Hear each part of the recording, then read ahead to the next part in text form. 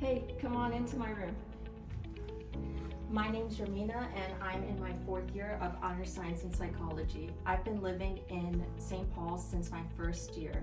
This is a double room. As you can see, there's 2 tables with 2 full drawers for you to study.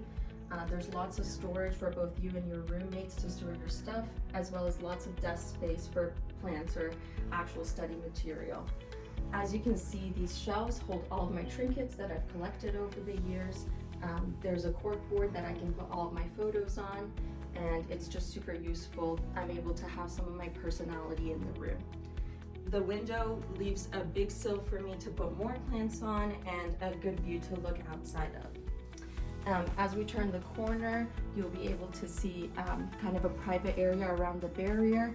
On the other side, I'm able to socialize with my friends, and on this side, I'm able to have time alone and aside from my door. As you can see, there's 2 huge closets to store my stuff, lots of clothes in here, and then full drawers to store more clothes and more storage above the bed as needed and under the bed as well. So this space gives me some time alone, and I'm able to have everything that I need on this side of the room.